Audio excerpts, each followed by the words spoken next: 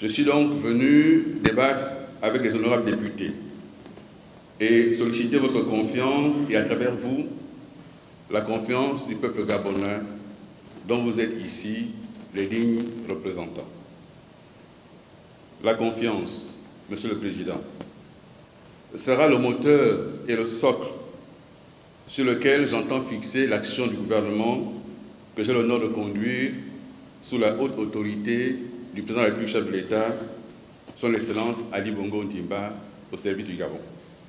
Par le choix fait sur ma personne, le président de la République réitère une position de principe, traduite en un engagement politique, à savoir l'égalité des chances.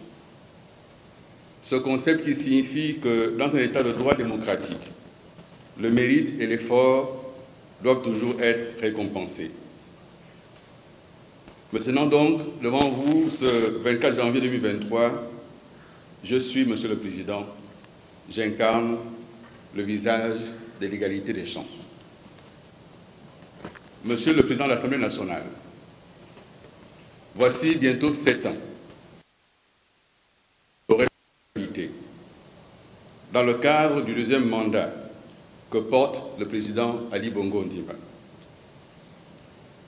Voilà bientôt 7 ans que des réformes structurelles ont été engagées pour accentuer la diversification de notre économie afin de la rendre plus robuste et plus résiliente.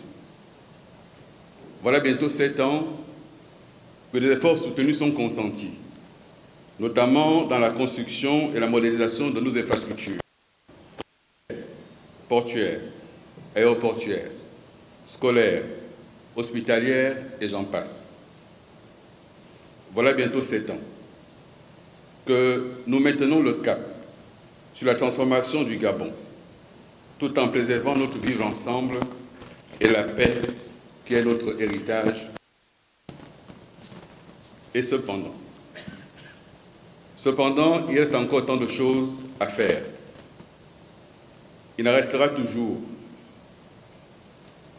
dans 10 ans, dans 30 ans, dans 50 ans, car la construction d'un pays est un processus long qui peut avoir ses lenteurs, ses lourdeurs et ses temps d'accélération. Tout pays est en effet en perpétuelle construction et en perpétuelle modernisation. Le Gabon, notre pays, n'y échappe pas.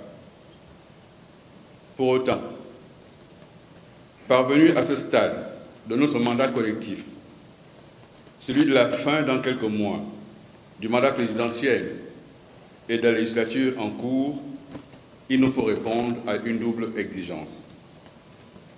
D'une part, poursuivre la mise en œuvre des réformes et des projets engagés, tout en recherchant les meilleures solutions de financement pour finaliser les chantiers qui peuvent l'être. D'autre part, nous attaquer aux urgences sociales auxquelles nos compatriotes se trouvent quotidiennement confrontés. C'est donc sur ces doubles exigences, que dis-je, cette double mission que j'entends inscrire l'action de mon gouvernement. Continuité et réorientation. Monsieur le Président de l'Assemblée nationale, honorables députés, Mesdames et Messieurs, les très hautes instructions du Président de la République, chef de l'État, son Excellence Ali Bongo Ondimba, ainsi que les tournées que j'ai effectuées à travers le Gabon, au titre de mes précédentes responsabilités gouvernementales, m'ont convaincu de la nécessité de donner une orientation sociale à l'action de mon gouvernement. Ceci s'est d'autant plus affirmé que partout où nous sommes passés, les membres du gouvernement et moi-même avons pu noter les attentes urgentes de nos compatriotes, aussi bien en matière de santé, d'éducation, de formation professionnelle qu'en matière d'emploi et de lutte contre la vie chère. Aussi, en me tenant certains fils du Gabon, ayant parcouru les 9 provinces de notre pays qui vous parlent. Si l'Assemblée nationale veut bien m'accorder sa confiance, le gouvernement que je conduis va s'attaquer sans délai aux préoccupations majeures qui nous ont été exprimées par les populations gabonaises et qui, fort heureusement, font partie de la feuille de route définie par le chef de l'État, son Excellence Ondimba. Cette feuille de route, nous l'avons déclinée en 12 points, nécessitant une action urgente. Ces 12 points sont 1. La lutte contre la vie chère.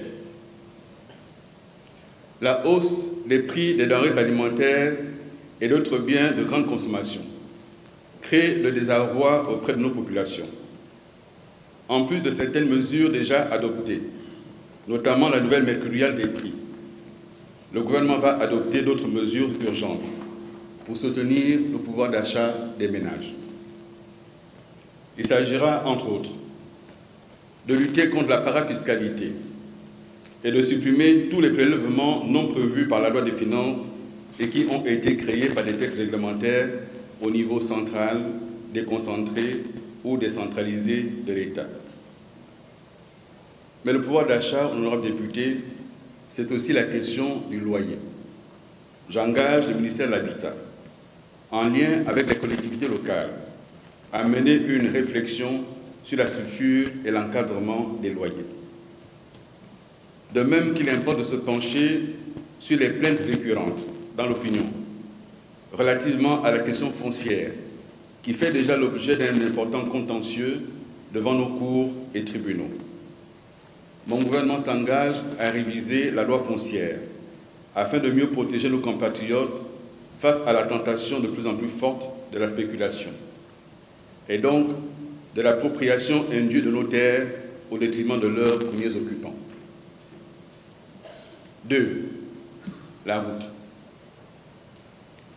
Le glissement de terrain survenu au PK 333 du chemin de fer transgabonais entre les gares de Foué et de Boué dans la nuit du 23 au 24 décembre 2022 est venu nous rappeler l'importance et l'urgence de renforcer et de préserver notre patrimoine routier et notre réseau routier national. C'est dans cette optique que les travaux de la première phase de la transgabonaise entre le PK 24 et le PK 105 seront prochainement livrés, assurant une liaison routière plus fluide entre Libreville et Silé sur la route nationale 1. La deuxième phase de ce projet, qui comprend les tronçons Silé-Bifoun et Bifoun-Djolé, sera lancée au cours du premier semestre 2023. D'autres travaux seront lancés dans les mois à venir pour le pavage des voiries de Bitam, Boumango, Mbigou, Moulengi Binza et Oyem. Il nous faudra, dans le même temps, trouver les mécanismes les mieux appropriés pour la relance et l'achèvement de certains projets routiers dont l'intérêt est connu de tous.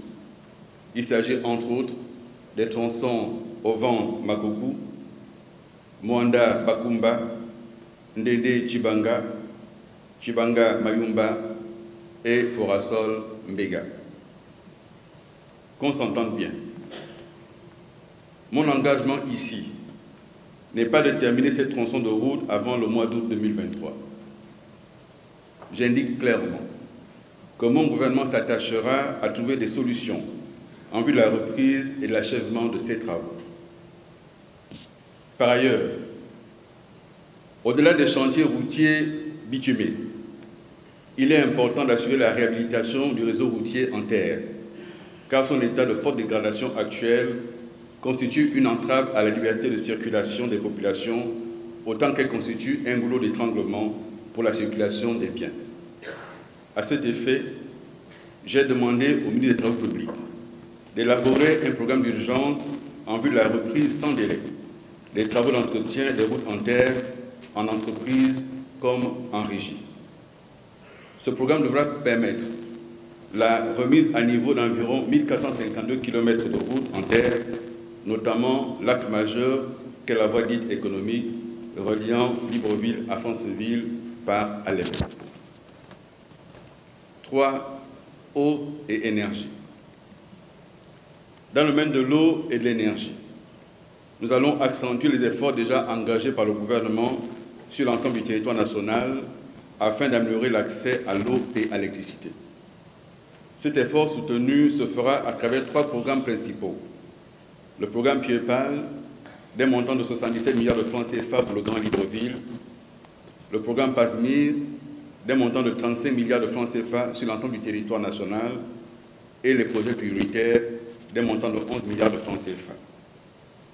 À côté de ces programmes, le gouvernement poursuivra la mise en œuvre des partenariats publics-privés ou en investissement direct étranger, au nombre desquels les barrages hydroélectriques de Kinguela-Aval, les barrages de Feu-2 et Impératrice, les centrales photovoltaïques de Mouila et de la plaine Ayémé, pour ne citer que ces cas.